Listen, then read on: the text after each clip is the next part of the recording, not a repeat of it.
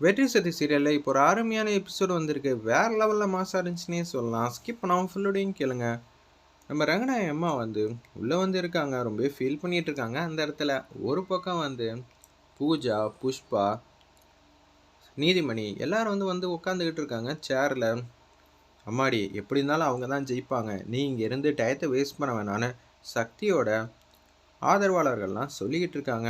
ஒரு அண்ணன் ஏன்னா அவங்க சைடில் கொடுக்க வேண்டியதெல்லாம் ஏபியாக கொடுத்துருக்காங்க. எப்போதும் அதுதான் ஜெயிக்கும். நீ அங்கே போக வேண்டியதானே. உங்கள் அம்மா பக்கத்தில் இருந்தாலும் நல்லா இருக்கும். சப்போஸ் ஜெயிக்கிற மாதிரி இருந்தா நான் உனக்கு சொல்லி விட்றேம்மா. எங்கள் அம்மா கண்டிப்பாக ஜெயிப்பாங்கன்னு எனக்கு நம்பிக்கை இருக்குன்னு. அதனால் நீங்கள் கவலைப்படாதீங்க.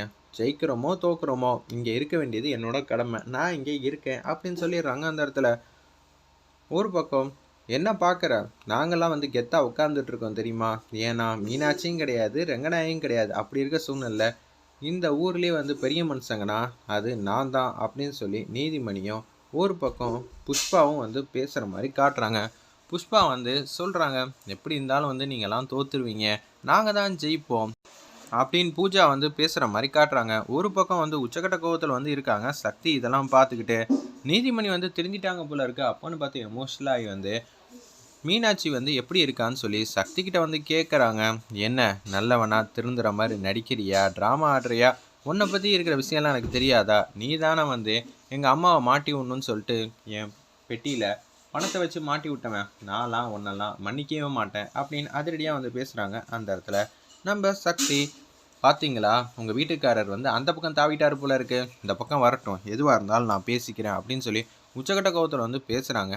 அந்த இடத்துல நம்ம பூஜாவும் புஷ்பாவும் என்னையா அந்த பக்கம் தாவிட்ட போல இருக்கு. அப்படியெல்லாம் ஒன்றும் இல்லை, தாவ வேண்டிய அவசியம் இல்லை, தேவையும் இல்லை. நான் சும்மா கேஷுவலாக பேசிகிட்டு இருந்தேன். மீனாட்சி இப்படி தான் இருக்க போகிறா அப்படின்னு சொல்லிட்டு இருந்தேன். நான் நம்பிட்டேன். வீட்டுக்கு வா, உன்னை வச்சுக்கிறேன் அப்படின்னு சொல்லி புஷ்பா வந்து கண்ணா அப்படின்னு திட்டிகிட்டு இருக்காங்க. அந்த இடத்துல பட்டாசு வந்து வெடிக்குது. மாசா வந்து வெற்றி வந்து வராங்க. அந்த இடத்துல 6 அடி மாலையோட வந்துட்டு இருக்காங்க. எப்படி இருந்தாலும் நம்ம தான் ஜெயிக்க போகிறோம், இந்த வெற்றிக்கு இன்னொரு வெற்றி கிடைக்க போகுதுன்னு அப்படின்னு சொல்லிட்டு இருக்காங்க. சுற்றி இருக்கிற அவங்க ஃப்ரெண்ட்ஸ்லேருந்து எல்லாரும் அப்படி தான் பேசிகிட்டு இருக்காங்க. சேர் வந்து போடுறாங்க. அப்படியே மாசா வந்து உட்காந்துட்டு இருக்காங்க. நம்ம வெற்றி மொதல் ரவுண்டு இப்போ சொல்ல போகிறோம். எப்படி இருந்தாலும் வந்து முடிஞ்சிருச்சு, இன்றைக்கே வந்து ரிசல்ட்டு சொல்ல போகிறோம் அப்படின்னு சொல்லும்போது ஃபர்ஸ்ட் ரவுண்டில் வந்து நம்ம ரங்கநாயகி அம்மா தான் வந்து 90 வாக்கு வந்து பெற்று முன்னிலையில் இருக்காங்க அப்படின்னு சொல்லிடுறாங்க. அந்த இடத்துல என்னடா அது 90 வாக்கு பெற்று முன்னிலை இருக்காங்களா, இப்போ என்ன பண்ண போகிறோம்னு தெரிலன்னு சொல்லி பேரதிர்ச்சியாக இருக்காங்க நம்ம சக்தி. அடுத்த 5வது ரவுண்டு வரைக்கும் நம்ம ரங்கநாயகி அம்மா தான் லீடில் இருக்காங்க. 6வது ரவுண்டில் 2 பேரும் சம அளவில் இருக்காங்க அப்படின்னு சொன்னோன்னே சக்தி வந்து சந்தோஷப்பட்ட அளவு பார்க்குறதுக்கு ரொம்ப அழகாக இருந்துச்சுன்னே சொல்லலாம். அந்த சீன்லாம் அம்மா ஜெயிக்கிறதுக்கு வாய்ப்பு வந்து கிடச்சிருச்சு. அம்மா நம்ம ஜெயிச்சிருவோம்மா, இந்த வாட்டி வந்து சைடில் கொடுத்ததெல்லாம் எதுவும் வந்து பிரயோஜனமே படாது அப்படின்னு சொல்கிறாங்க. அந்த இடத்துல ஒரு பக்கம் 7வது ரவுண்டும் 2 பேரும் ஈக்குவலாக இருக்காங்கன்னு சொன்னோன்னே வெற்றி ஒரு பக்கம் இறங்கி இறங்கி உட்காடுறாங்க.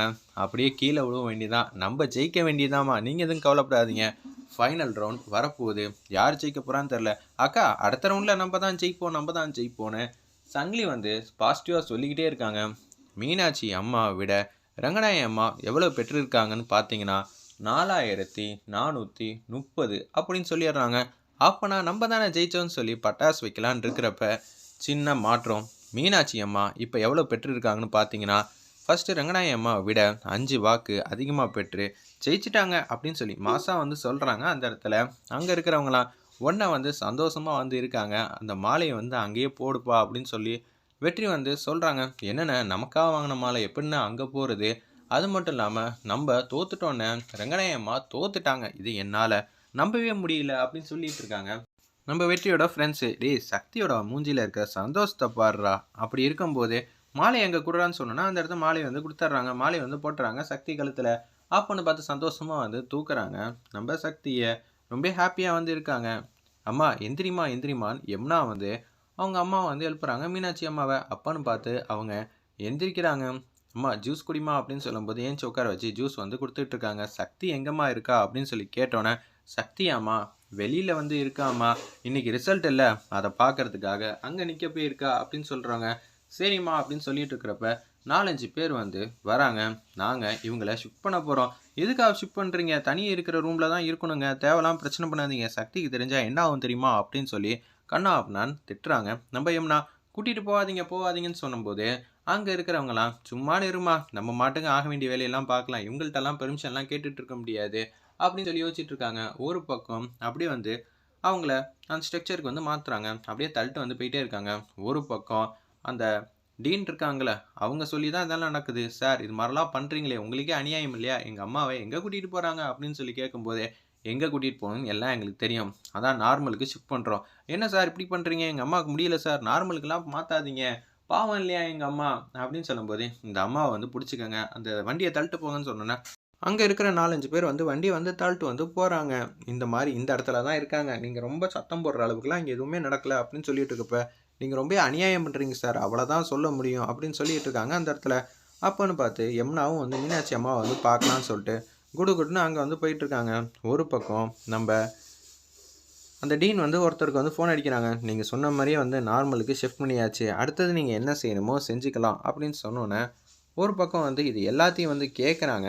எஸ்பியும், நம்ம சக்தியும். "பார்த்தீங்களா? இவங்க என்ன மாரி சூழ்நிலையில எங்க அம்மாவுக்கு குடைச்சல் மேல குடைச்சல் குடுக்குறாங்கன்னு. இவங்களால தான் பிரச்சனையே." அப்படின்னு சொன்னபோது, உடனே வந்து பேப்பர்ல குடுத்துர்றாங்க. "உங்கள இங்கேருந்து ட்ரான்ஸ்ஃபர் பண்ணியாச்சு. அது மட்டும் இல்லாம, உங்கள வந்து விசாரிக்க போறோம்." அப்படின்னு சொன்னபோது, "இந்த பொண்ண பேச்ச கேட்டுட்டு இது மாரிலாம் பண்ணாதீங்க. நான் விசாரிச்சு பார்த்தா, நீ யாரு? எப்பேர்ப்பட்டவன்?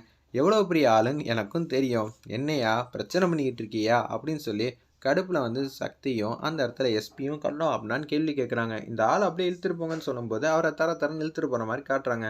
"எங்க அம்மாவுக்கு பிரச்சனை குடுக்கும்னு நெனச்சீங்கல்ல, இப்ப பார்த்தீங்களா உங்க நெலைமை என்ன ஆச்சுன்னு?" அப்படின்னு சொல்லி வச்சுட்டு சக்தி வந்து மாஸ் பண்றாங்க. ஒரு பக்கம் இதுக்கெல்லாம் காரணம் யாரு, என்ன, ஏதுங்கிற மாரி யோசிக்கும்போது, வெற்றி வந்து வீட்ல உட்கார்றாங்க.